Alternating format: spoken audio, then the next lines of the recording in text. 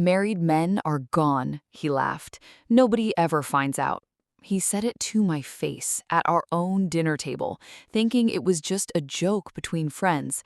He had no idea I already had the screenshots. He had no idea his own anniversary party was going to be the night his whole double life collapsed, in front of his mother, his boss, and 200 guests. If you've ever carried the weight of someone else's lies on your shoulders, if you've ever been underestimated by the very person who was supposed to love you, this story is for you. This is a story about patience, proof, and a moment seized at exactly the right time. The kind of moment that changes everything. Hit that like button, subscribe to the channel, and watch how one quiet wife wrote her own justice. My marriage was 7 years old. Faizan, my husband, was a confident, charming, well-respected businessman. Everyone liked him. His smile was so convincing that no one ever looked at him with suspicion. Neither did I. In the early years, he was genuinely caring, but as time passed, small things started to shift. His phone password changed, he started taking late-night business calls locked in the bathroom, and whenever I asked about it, he had one answer ready: "You overthink everything." I kept convincing myself everything was fine, because when you love someone, you find excuses for all of it. Then one night, his phone lit up on the table, a notification, a name I had never heard of, next to a heart emoji. My heart stopped for a second. My hands were shaking when I picked up the phone to look. It wasn't just one message, it was an entire chain. His phone was full of chats that stretched back months. Another woman, Sana, who worked at his office. Their conversations weren't just flirting. They had made actual plans, trips, dinners, gifts for each other that I had never once received.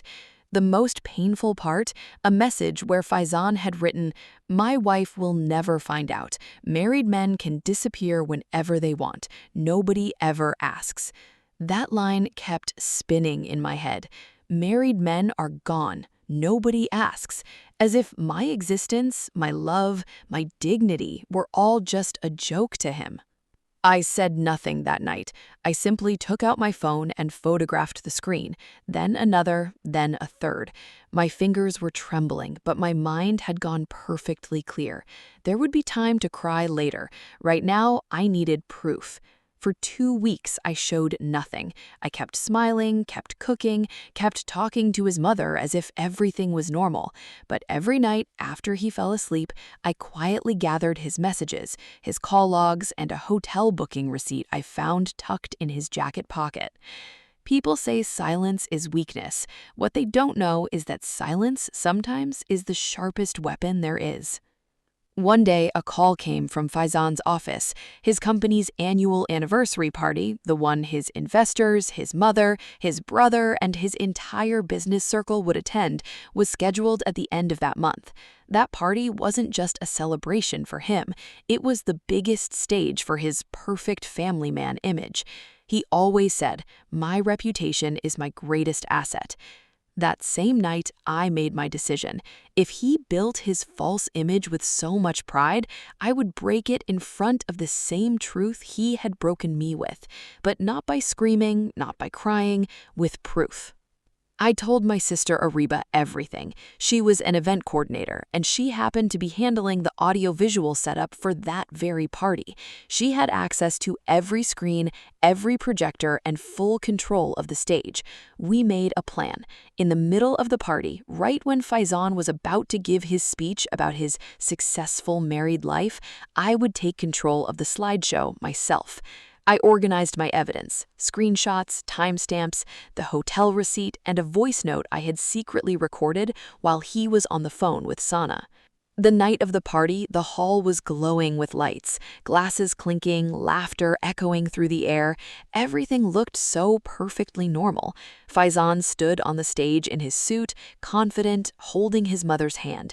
He picked up the microphone and said, "The secret to my success is just one thing: my wife's support. She's never once doubted me." My breath caught in my throat the moment I heard that, the audacity of it. But I smiled and I gave my sister the signal. Our wedding video was playing on the screen. Everything still looked completely normal. Then, slowly, the screen began to change. The first screenshot appeared on the screen, then the second, then Sana's name right next to that heart emoji. Then the audio clip began to play, Faizan's own voice, clear, echoing through the entire hall. Married men can disappear whenever they want. Nobody ever asks. A dead silence fell over the hall. Somewhere, a plate hit the floor. Faizan's face went white, his microphone trembling in his hand. His mother pressed a hand over her mouth. The investors exchanged glances. Faizan looked at me, and for the first time, there was no confidence in his eyes, only dread.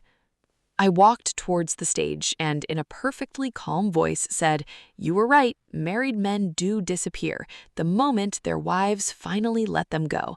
As of tonight, you're free." I picked up my bag and walked out of that hall, head held high, shoulders straight, and for the first time in months, my heart felt light. Justice doesn't always come with shouting. Sometimes it comes quietly, patiently, waiting for exactly the right moment. Faizan thought I was weak because I never made noise, but silence isn't weakness, it's preparation. If this story hit you somewhere deep, smash that like button and tell us in the comments, how have you ever dealt with someone's lies?